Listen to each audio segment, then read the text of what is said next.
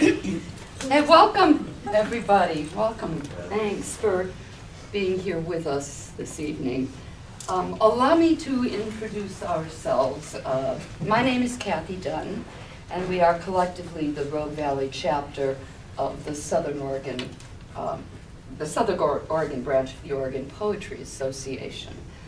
This group has met once a month for several years, some of us for many years, some of us for a shorter amount of time, and we share our poetry, our lives, and our homes, and there's just a wonderful kind of intimacy about this group that we're really happy to share with you tonight.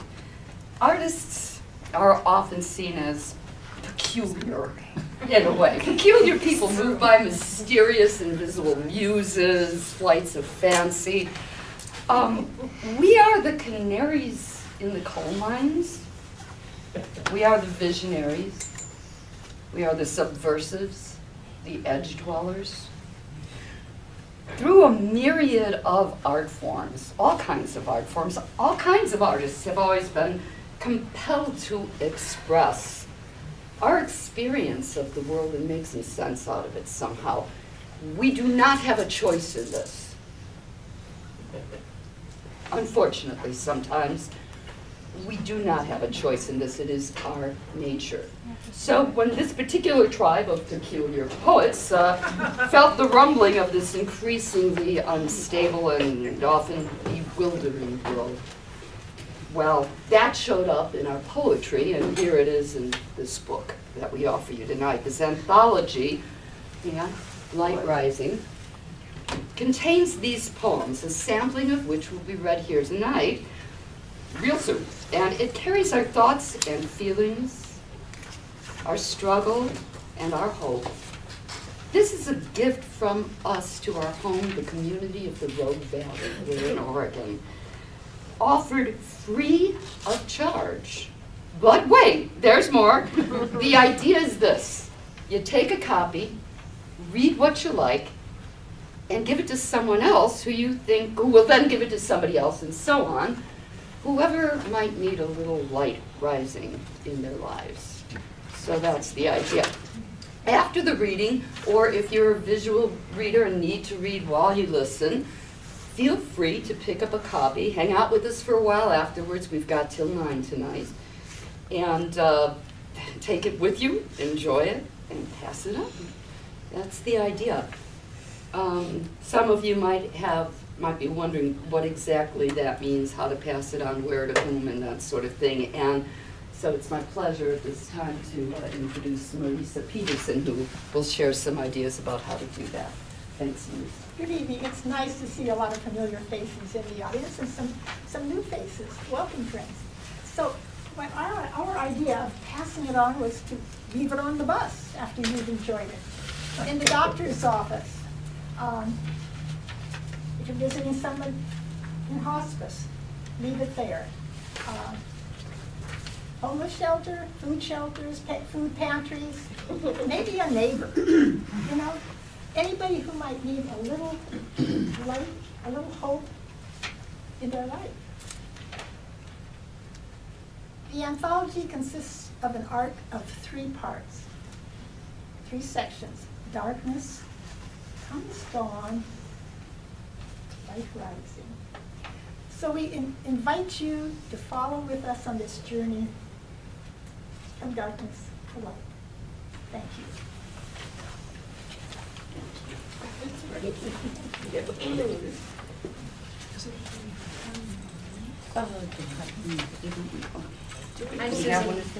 I'm Susan Clayton Goldner, and I'm going to be reading the first poem tonight. It's entitled Doubt. Tonight, as I lay prayerful in search of one bearable position, the moon, a dove, perches on the mountaintop, then spreads its ever-changing body, light as wings across the sky. No longer certain of anything, except that this moon wounds with its clarity. I rise and write a list, things to remember and things I should forget. When your name is on both of them, a tiny bone snaps near my heart. but maybe even God had doubts. Perhaps after 6 long days, he too made lists to forget and hold on to. Maybe he pondered his books, Genesis to Exodus, reconsidered Eve's guilt, golden juice of apple dripping sweet from her mouth. Maybe if he had it all to do over, God would change his mind about Eden, with its serpents and sins, dictate a new, shorter list to Moses, one that commands nothing except we hold on to love in whatever form it finds us.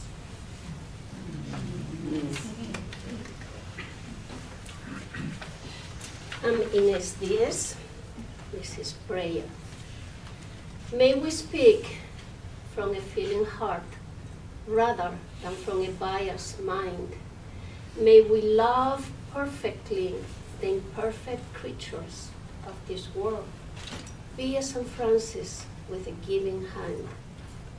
May we speak from a feeling heart. Spare us, Great Spirit, from the ego of false prophets and the greed of humans in all cases. Spare us. May we find the reason for our purpose. Serve the good in us. Lit up in joy our faces. May we be the wine of this earth, the bread that calms the hunger, the bread that calms the hunger.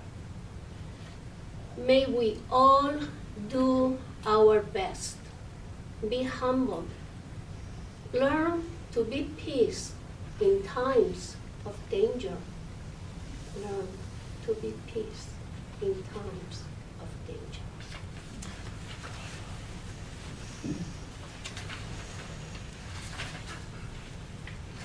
Good evening, I'm Sarah Lynn Simpson. Fork toward freedom. I choose to fork toward freedom, a solitary way, but sometimes the smiles of passing pilgrims help me along. Some days, squirrels rush past my feet with their laughing antics, and a sudden glide of blue wings startles me awake. Some nights, the ripening moon lights my way with clarity around exposed roots.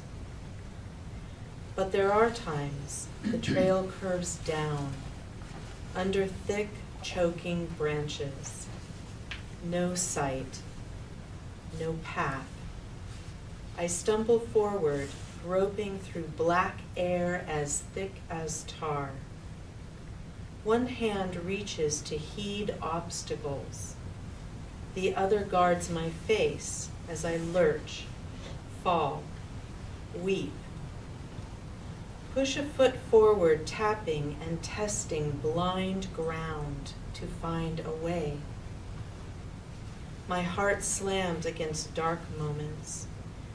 I pull on each dear breath, creeping back into the moon's light, where late red maple leaves become rubies set in silver filigree. Certain trees hold up their jeweled scepters, marking my truest path. A doe pauses with me. Our streams of breath mingle above before each goes on her way.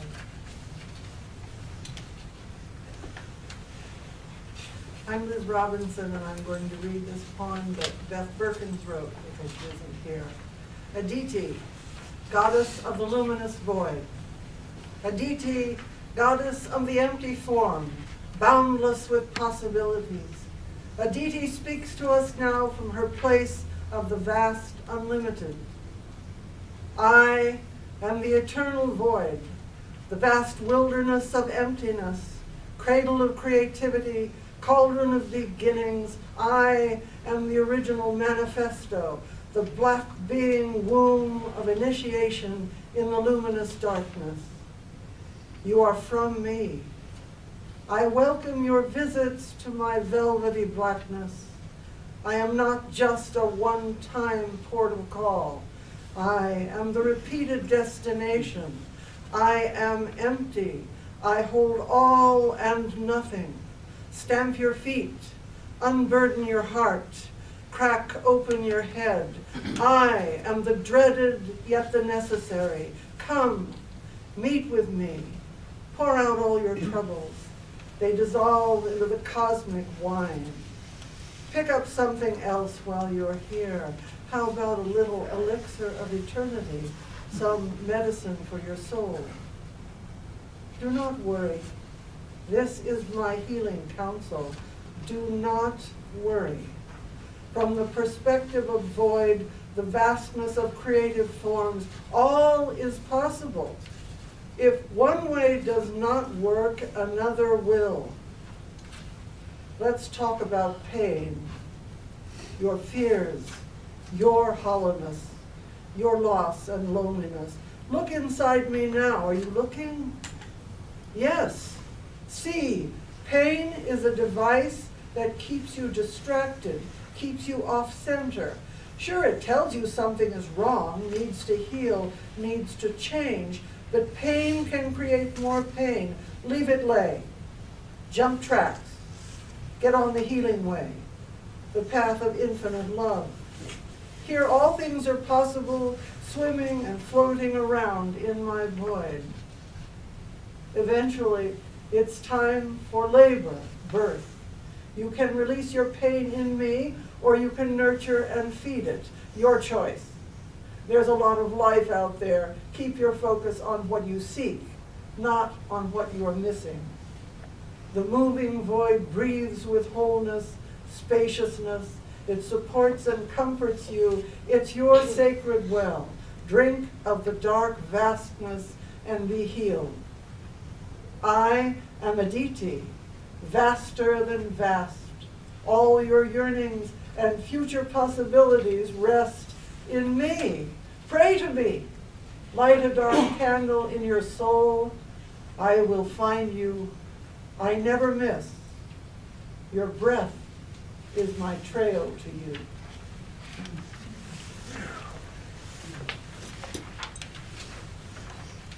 And can't be done again. I'm sure you remember the shooting at the Pulse nightclub in Orlando that inspired this poem called Orlando June. We dance in light this sweet June night and celebrate the song of life. In glitter, day glow, rainbow bright, the rhythm is our sacred right. And pulse, 2, 3, 4, 5, 6, 7, 8, and pulse, 2, 3, 4, 5, 6, 7. The times have changed. We're finally free to strut our stuff for God to see and love our lovers joyously. And Eve, shake those apples off that tree and pulse 2, 3, 4, 5, 6, 7. And pulse 2, 3, 4, 5, 6, 7. Let's see how hot this place can get with moves and grooves and shameless sweat. This pounding music makes me wet, and baby, you ain't seen nothing yet. And pulse 2, 3, 4, 5, 6, 7, 8. And pulse 2, 3, 4, 5, 6, 7.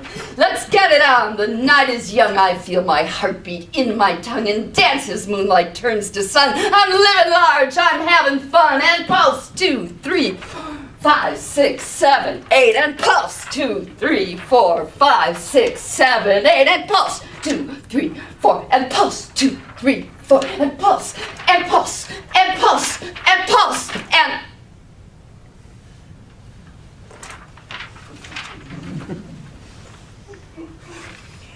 I'm Charlotte Abernathy, and I need a minute of peace before I start mine. It's hard to follow Kathy. My poem is called For All These Wonders. It could be also titled Gratitude. For all these wonders, for our isolated earth, whirling around its star, spinning wind and clouds, amassing ice, spitting fire, birthing land, swelling seas. for radiant sunlight, transpiring oceans into rain, urging the green force in seeds toward fern or flower, grass or tree, for burgeoning life, rewinding spiral codes to spell new creatures, fur or feathers, carapace or skin, you or me. For our minds, quick lightning, blazing trails through a neuron maze, fusing paths of meaning and music to guide us like starshine through the darkest night.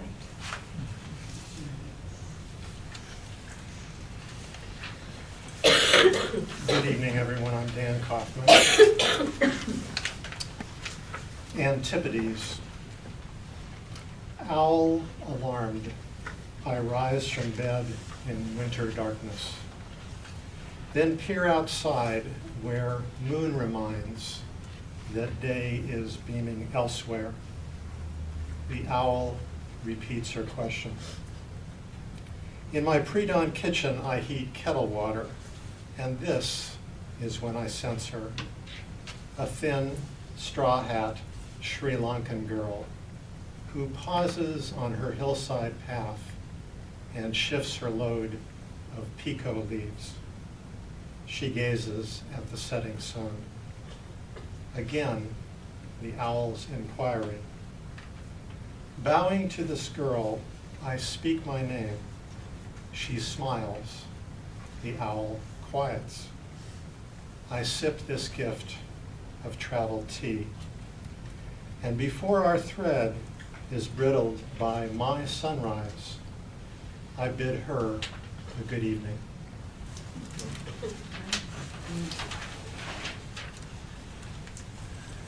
I'm Dave Harvey, and before I read this, I need to have my sailor hat on. Tijuana pecker's a real word, by the way. It's like Santa Ana. We left the Panama Canal last night, and now we set our course northwest, homeward bound. It's our convoy's first full day back in our home ocean. The missile crisis is over, the war didn't start, and we didn't have to fight it. The old chief's gnarled finger taps our dawn weather map, shows me a big, cold high over the Mexican plateau. Above Tehuantepec, narrow canyons funnel winds. At 80 knots, they hurl through town like Spanish raiders, then blow out to sea where they spread and lose their force. Here with Nicaragua still abeam, tropical airs blow light and soft. But we take long, easy swells fine on our starboard bow. Noon map shows the winds above 100 knots in Tehuantepec, now 2 points forward of our starboard beam, barely 100 miles away. The breeze is stiffer and whitecaps flash across the sea. Rollers grow taller and steeper, come more on our beam. Each heaves our starboard bow up, waves pass under, and our port quarter lifts skyward. All over the convoy, gray ladies roll and labor, helmsmen fight to stay on course, and mastheads whip across clear sky. 2,000 hours, the evening watch set. Out of the night, dark, waves now full on our beam. Our ship plows through a playful, violent swoopsie-doo. Each wave rolls our ship's 10,000 tons through coquettish swirls of steel hips. Below decks, things crash that weren't stowed right. And junior seamen stand this watch with puke buckets handy. Radar shows Cape Piedra Negra coming abeam. We're about to leave the turbulent Gulf of Tehuantepec. At 2020, the waves stop as if turned off by a switch. We steam on, easy rolls now, bows still northwest. We dream of home, of families, of the war we didn't have to fight after all, of a Christmas we had feared the world might not get to see.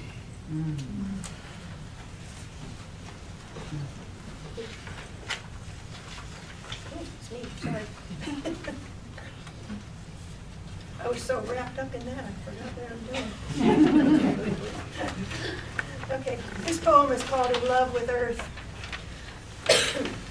Sweet mown hay baking in noon's oven, spicy pine duff cooling under the moon, tannin twinges in alleys of oak leaves, bitter tang of late summer rain.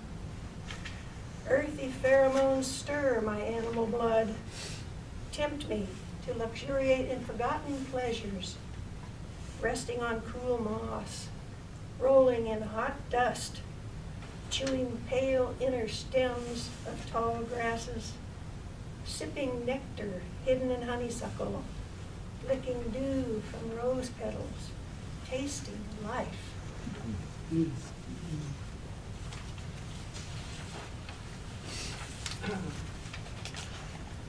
To a small horse at the end of Clay Street.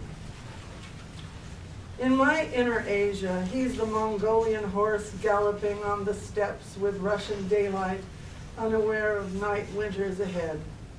He runs alone, short-legged and sturdy, alone, trampling the field, free, his hoof thuds and landing snorts, the only voices on the grassland.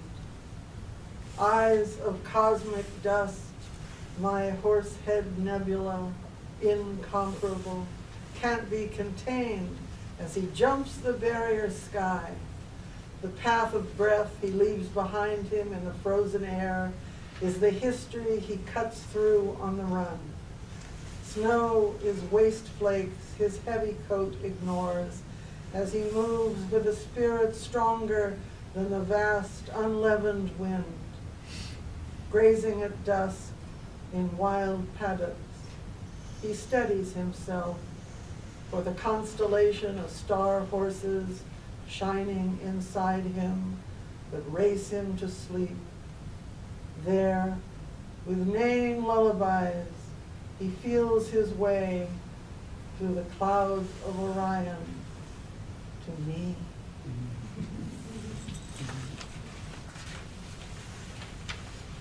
This poem is entitled This Brightness.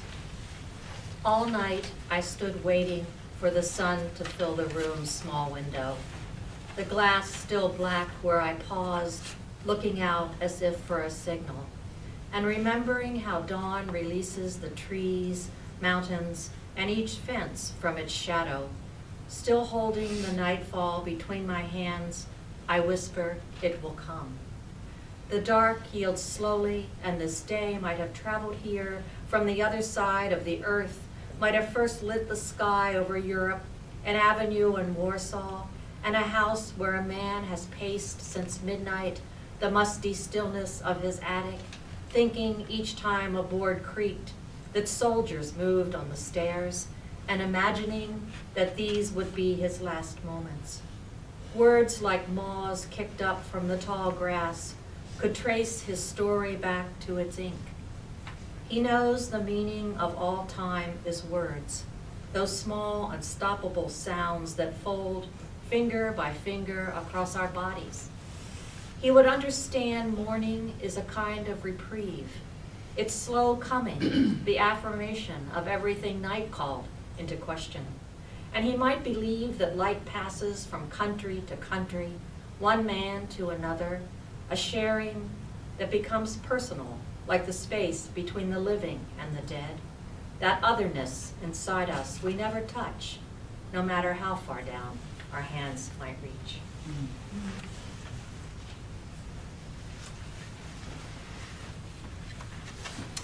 Cameo. I hadn't told my wife I love you yet that weekend. Driving down a mountain road at twilight, the resort spread out below us, a soft lit stage. We checked in and checked it out. By the ballroom where a touring play was billed, we met the drama's stewed director in the bar. One of his actors had broken a leg. I've done a bit of summer stock, I conversated. That's so, he slurred, and offered me a weekend walk-on to lead leashed dogs across the stage. My wife applauds such bolts of serendipity, but this is our romantic weekend, I protested. I'll love you, was her sly reply. The play is by Oscar Wilde's daughter, the director told me. But Wilde didn't have, he waved me off. Authorship is often in dispute. So I said, do the leashed dogs represent man's compromise? Look, Brando, just walk the freaking dogs across the stage. The reviews seemed plagiarized, the word tedious in several lines. My performance, though, drew praise. Having spotted my wife in the audience, I love you, I'd shouted, as Wilde would have, and the leashed dogs howled.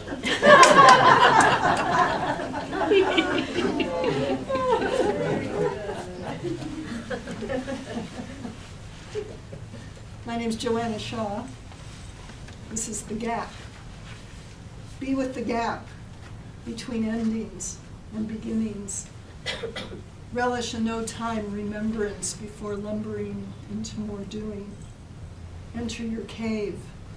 Hibernate with the bear inside you. Let stores of fat and thick fur gestate yearnings. Let your next cycle be more than habitual wanderings, grabbing more berries and meat. Harness the natural rhythm that awakens deep dreamers and births new ways of being come spring. This is more sedate, so be not afraid. Persephone reigns. A too hot day in early May must tempt the forces fierce to gray and grow to cumulus display, for thunder's ice broke free today. And rattling candelabras first, the pollened pines with each drop burst to powder cones despairing thirst, beseeching clouds to do their worst. Then, knowing it must surely die, a double rainbow heart the sky. Its spectrum ribbons nearly dried, drew lightning straight from Zeus's eye. Now, twisting still the darkling air, unleashes rain and rumbling rare. Unsettled in this month so fair, this princess storm has struck us bare.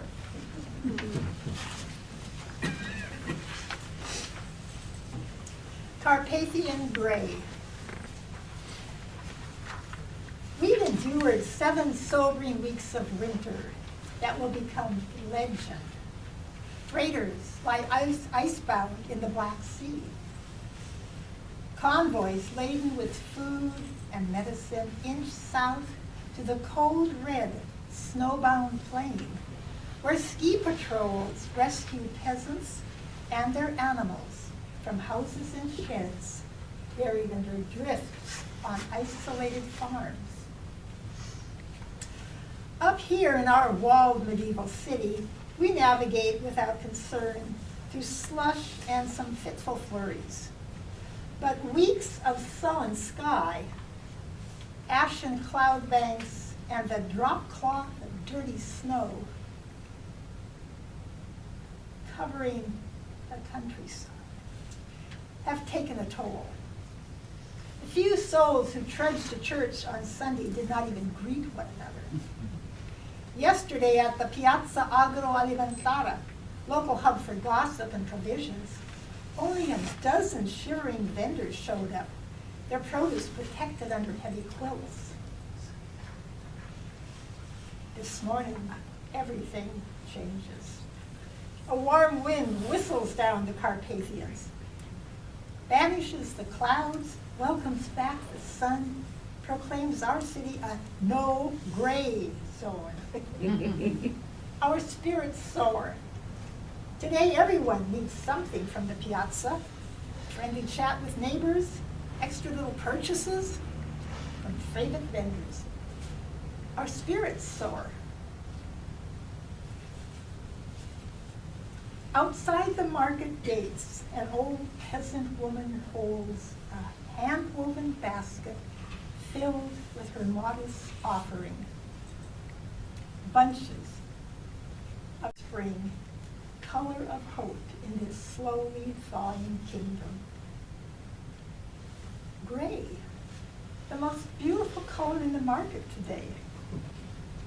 I buy 5 bunches.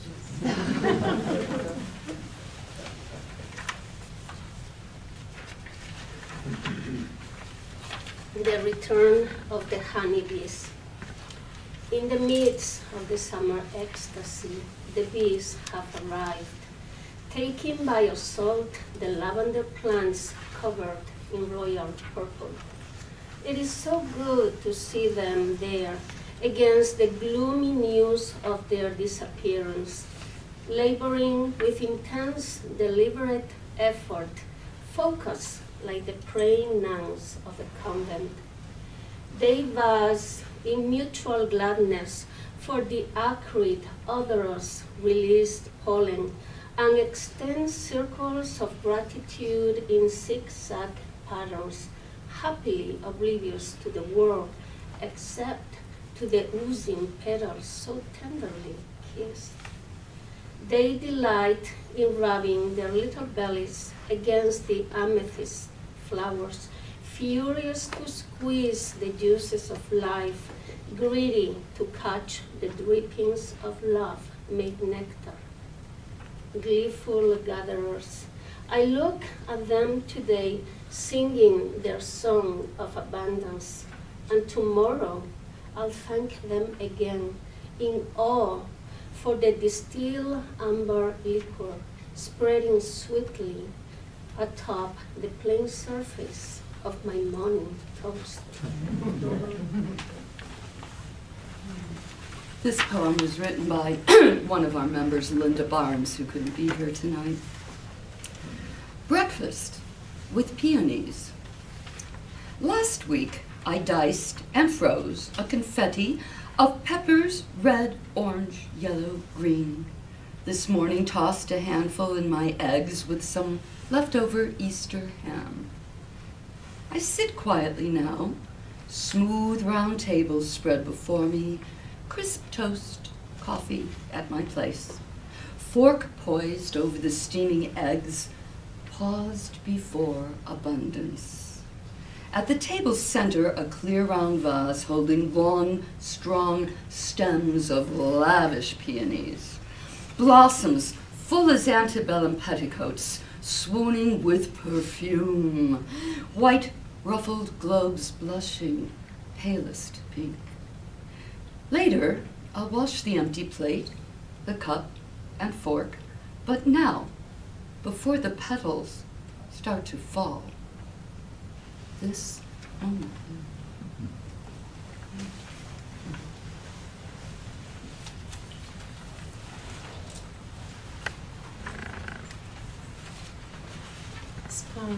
This next one is by our colleague Kathy Pyle, and it's after Van Gogh, one of his paintings.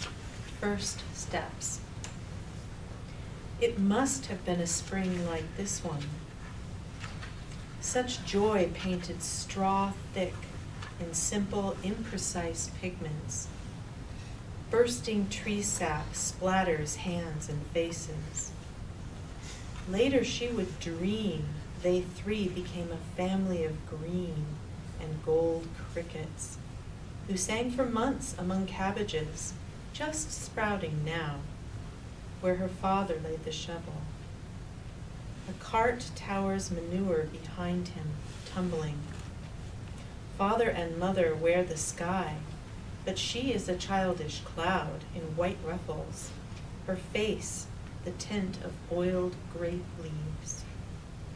She smiles and tilts away towards Papa's outstretched arms, his green hands graceful, beckoning.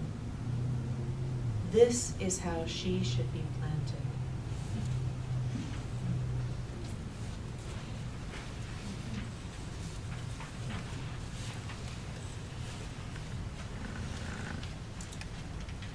Nature answers my question about how to be with the ups and downs of this world. The stones in the stream look up at me, one with Cheshire cat eyes, another glances sideways, kissed cheek, smiling.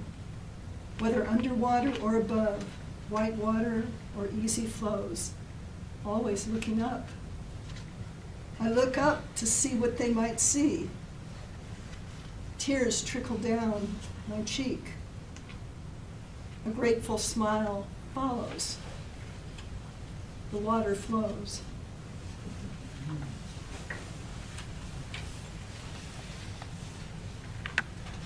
Prized fruit.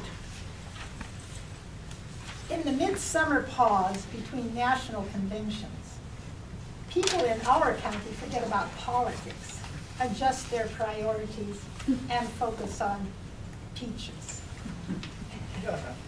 The main area orchard advertises its annual bring your own bag or box 25 cents a pound sale, and folks from across the valley flock to this event.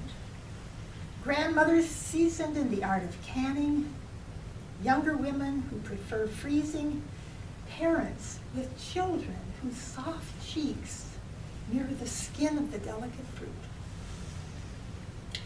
Strangers chat easily, swap recipes in English and Spanish as they inch around massive crates to select the very best. The Carpe Diem crowd favors cobblers, crisps, and homemade ice cream. Long-term strategists envision pantry shelves sagging with jars of amber gems, chutney, and peach ginger jam. Or a freezer full of succulent summer abundances destined for comfort food on gray winter days. No jostling, no arguing, no pundits, no partisans. Just a local convergence of corporate generosity and a community that appreciates both a good deal and the farm workers who tend the orchards and harvest the bounty. This goodwill feels contagious. Feels like it could spread as easily as butter and peach jam on toast. Like it could become an antidote to conflict, bigotry, and a host of isms. A remedy worthy of a Nobel Peach Prize.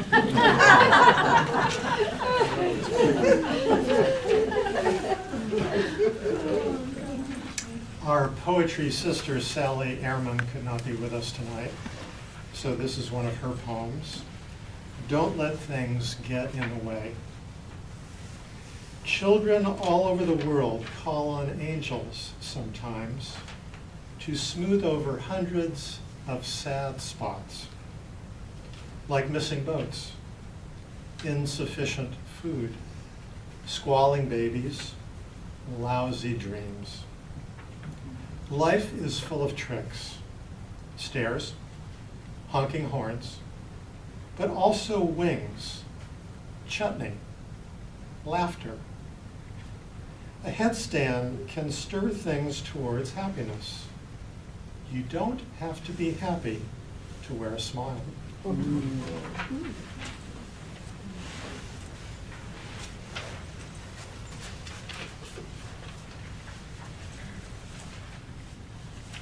A splendid sunset, second mono recess. The majestic chords and soaring melodies of Liszt's Les Préludes fill this hall, lift my soul, and I'm gone, in memory, to a long ago pack trip into the High Sierra. It's rained all afternoon. Thunder boomed off the walls of our cirque, and lightning froze us in its icy glare. But now things are dripping, not raining. We emerge from our shelter, blink at the sky, like people leaving a matinee. The evening sun, still hidden, rims the lower edge of our cloud cap in flame gold, a hand span of the western sky, clear and pale above pine dark ridges. East of us looms a granite pyramid, bone white, against a sky so purplish black it seems about to lose its temper again. The sun slips below cloud edges, shoots a fiery ray across the cloud base. Against that dark sky, the pyramid glows as if heated. Its light, softened by distance, illuminates our battered camp among the small, stiff pines. The light holds us. Breathless, we cannot speak. The sun sets for us in this low basin. The glow holds a minute longer on the high ridges, fades, gone. Until the music ends, I stand looking at that peak. Still damp, still cold, still 20.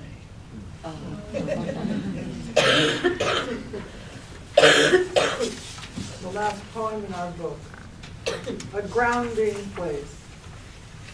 A rock is a grounding place, a permanence we pass and pass without noticing until the unpredictable human spirit knows its worth.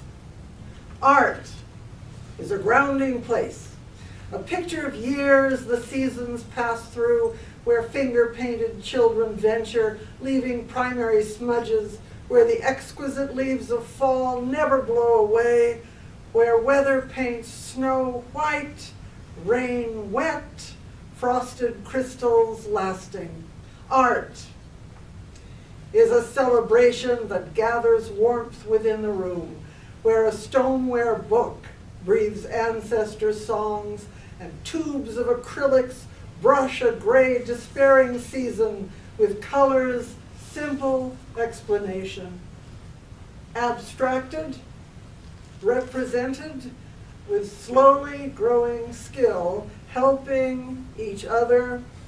May we find the questions of our lives reflected here in this grounding place. Bless. It's time to applaud. Thank you. Thank you very much.